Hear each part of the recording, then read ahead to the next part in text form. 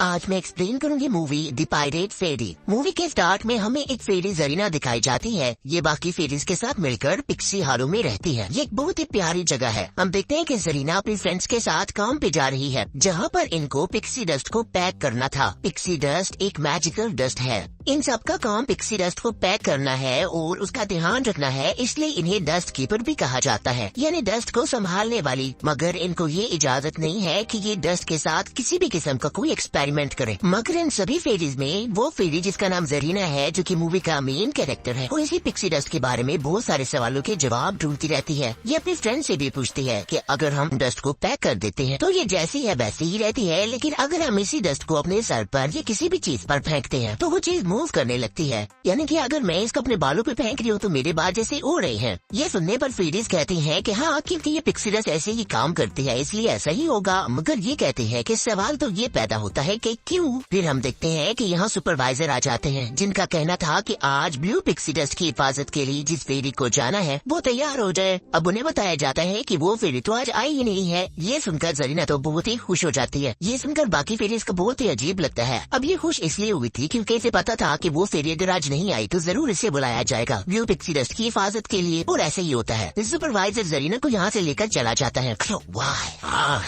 Why 26? अब हमेशा की तरह जरीना जब ब्लू पिक्सी डस्ट के लिए जाती है तो वो पहले की तरह आज भी बहुत सारे सवाल करती है। जैसे अगर सुपरवाइजर कहता है कि इस पिक्सी डस्ट को इतना इस्तेमाल करो तो वो कहती है कि इतना ही क्यों, इससे ज्यादा या इससे ज्यादा कम क्यों नहीं। पहले भी सुपरवाइजर से समझा चुका था और आज भी वो इसे समझाता है कि हम इस पिक्सी डस्ट के साथ एक्सपेरिमेंट्स नहीं कर सकते। जितना बताया गया है बस उतना ही किया करो। अगले सीन में भी हम जरीना को सुपरवाइजर के साथ ही देखते हैं, जहाँ पर ये सुपरवाइजर से कह रही होती है कि हमें पिक्सी डस्ट के साथ एक्सपेरिमेंट्स करने चाहिए, मगर वो कह रहा होता है कि नहीं। अब ये कहती है कि इसके और भी तो कलर्स हो सकते हैं, जैसे कि पर्पल, पिंक या ऑरेंज। ये सुनकर वो कहता है कि ऐसा नहीं हो सकता, मैंने तो आज तक पिंक कलर की कोई पिक्सी डस्ट नहीं देखी, क्योंकि ऐसी कोई डस्ट होती ही नहीं है। इस पर ये कहती है कि अगर होती नहीं है तो बनाई तो जा सकती है ना। सुपरवाइजर कहता है कि ऐसा मत कहा करो, मैंने पहले भी कहा कि डस्ट पे एक्सपेरिमेंट्स नहीं करने, ये बहुत पावरफुल है, इसके रिजल्ट्स बहुत भयानक भी हो सकते हैं। नेक्स्ट सीन में हम देखते हैं कि जरीना अपने घर चली जाती है। ये अपने घर में भी उसी ब्लू पिक्सी डस्ट को लेकर आई हुई थी और उस पर बहुत सारे एक्सपेरिमेंट्स भी कर रही थी।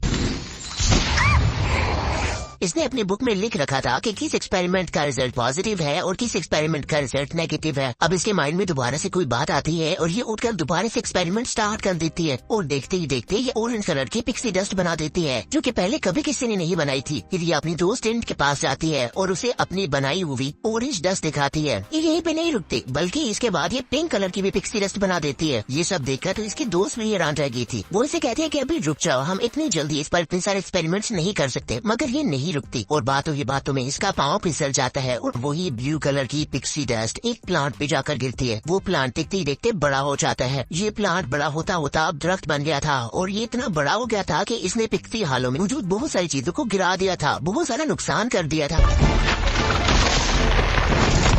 सभी लोग डर गए थे, मगर सुपरवाइजर समझ गया था। वो जरीना के पास आता है और इसे कहता है कि मैंने तुम्हें पहले ही बताया था कि पिक्सी डस्ट से किसी भी तरह का एक्सपेरिमेंट मत करना, मगर तुमने मेरी बात नहीं सुनी। आज से तुम एक डस्ट कीपर नहीं हो, क्योंकि अगर मैं तुम्हें डस्ट कीपर रखूंगा तो तुम तो बड़े बड़े नुकसान कर गुजरोगी। जरीना को ये बात बहुत बुरी लगती है। ये अपने सारे एक्सपेरिमेंट्स यहाँ से लेकर चली जाती है। फिर हमें 1 साल बाद का सीन दिखाया जाता है। पिक्सी हालों में एक फेस्टिवल है, सभी फेरीज अपना अपना टैलेंट दिखा रही है। तभी जरीना की फ्रेंड्स जरीना को भी देखती है, जो की यहाँ आई हुई थी छुप कर। वो सब लोगों पर पिंक डस्ट फेंक देती है। इस डस्ट की वजह से इधर मौजूद सभी फेरीज बेहोश हो जाते हैं। फिर हम देखते हैं कि जरीना ब्लू पिक्सी डस्ट को लेकर यहाँ से भाग जाती है। वो ब्लू पिक्सी डस्ट यानी कि सबसे पावरफुल डस्ट चोरी करके यहाँ से चली जाती है। अब जरीना की फ्रेंड्स ने क्योंकि इसे देख लिया था, ये उन्हें भी कैद करके चली जाती है। कुछ टाइम के बाद उन्हें आजाद कर दिया जाता है। ये फेरीज बहुत ज्यादा परेशान हो गई थी, क्योंकि इन्हें पता चल गया था कि जरीना ब्लू पिक्सी डस्ट को यहाँ से लेके चली जाती है। असल में ब्लू पिक्सी डस्ट से जो डस्ट बनाई जाती है उसी डस्ट की वजह से तो ये फेरीज उड़ती है, और अगर जरीना ब्लू पिक्सी डस्ट को यहाँ से लेके चली गई है तो ये उड़ नहीं पाएंगी। अब सभी फेरीज कहती हैं कि हमें जल्द से जल्द जरीना को पकड़ना होगा और उससे वही ब्लू पिक्सी डस्ट वापस लेनी होगी। ये सभी फेरीज मिलकर अब जरीना का पीछा करती हैं। इनको पता था कि जरीना के पास ब्लू पिक्सी डस्ट है और वो डस्ट तो इतना ज्यादा चमकती है कि उसके चमकने की वजह से ये आसानी से जरीना को ढूंढ सकती हैं। अब ऐसे ही इनको एक ब्लू चमकती हुई चीज नजर आती है। इनको पता चल गया था कि ये जरीना है, ये उसका पीछा करती है। फिर ये जरीना को एक कश्ती की तरफ ज्यादा देखती है।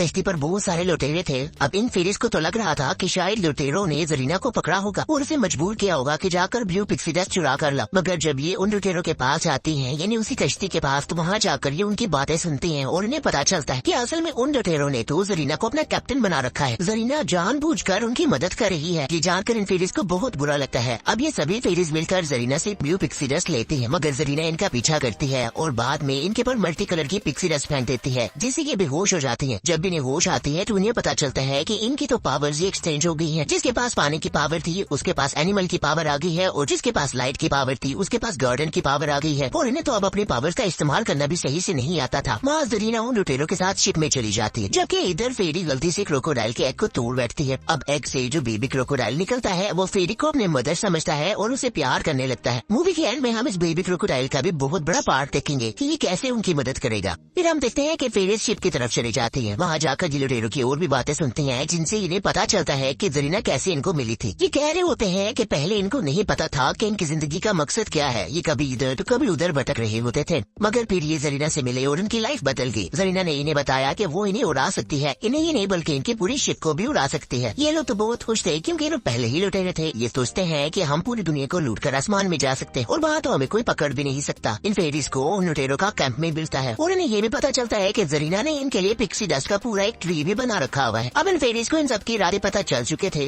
जरीना भी इनका साथ दे रही थी, मगर फेरीज कोशिश करती हैं कि किसी भी तरह इनसे ब्लू डस्ट ली जा सके। जब जरीना ब्लू पिक्सी डस्ट पे काम कर रही होती है और कैबिन बॉय हुक के साथ होती है, तो तभी ये फेरीज पीछे से ब्लू पिक्सी डस्ट को उठा लेती है। इस कैबिन बॉय हुक को भी आप याद रखिएगा, इसका भी बहुत बड़ा रोल है मूवी की स्टोरी में। अब फेरीज इस ब्लू पिक्सी डस्ट को लेकर वापस अपने घर जाना चाहती थी, मगर क्योंकि इन फेरीज को अभी भी अपनी पावर्स का सही से इस्तेमाल करना नहीं आता था, इसकी वजह तो हम आपको पहले ही बता चुके हैं कि इनकी पावर्स एक्सचेंज हो चुकी थी।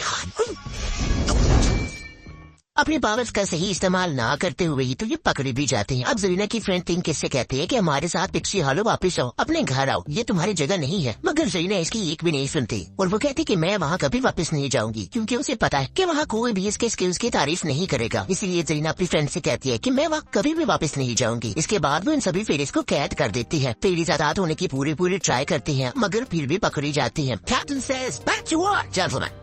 जिस केज में इनको रखा जाता है उस पर भी एक स्टोन रख दिया जाता है ताकि इसे बाहर ना निकल सके। ये नेक्स्ट सीन में हमें जरीना और उसी कैबिन बॉय को दिखाया जाता है। जरीना कैबिन बॉय के ऊपर डस्ट फेंक देती है, जिससे वो उड़ने लगता है। इसके एक्सपेरिमेंट्स कामयाब हो चुके थे। वो बॉय भी बहुत ज्यादा खुश हो गया था। वो केव के इधर उधर उड़ने लग जाता है। इतने अरसे से जिन एक्सपेरिमेंट्स पे काम किया जा रहा था, आज वो एक्सपेरिमेंट्स कामयाब हो गए थे। वो कैबिन बॉय हुक अपने दोस्तों के पास जाता है और उनको बताता है कि जैसे जरीना ने कहा था वैसा ही हुआ। देखो आज मैं उड़ सकता हूँ और तुम लोग भी उड़ पाओगे। और फिर बातों में वो जरीना को पकड़ लेता है, यानी कि ये जरीना को धोखा दे रहा था। पहले ये सब लोग जरीना को अपना कैप्टन कहा करते थे और अब ये कैबिन बॉय खुद को कैप्टन कहता है।